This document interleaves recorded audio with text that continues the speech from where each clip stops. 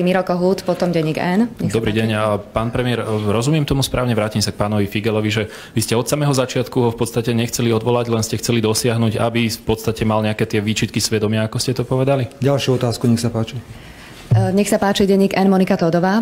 Dobrý deň, pán premiér. Ja sa chcem spýtať, či ste spokojní s tým, ako pán Jahnatek vyriešil situáciu na Slovenskom pozemkovom fonde a prečo ste odvolali za kšefty s pozemkami ľudí Vladimíra Mečiara a svojich nominantov nie. Ďalšiu otázku, prosím.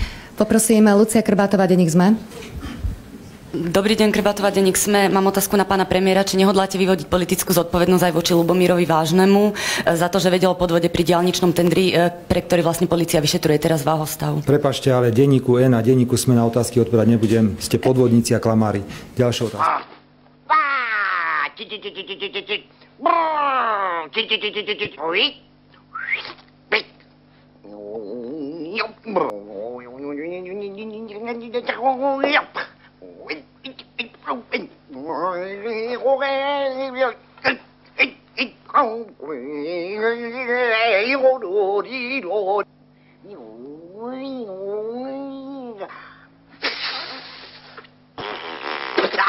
Toto je moja odpoveď a inú odpoveď nedostanete. Ale neklamem.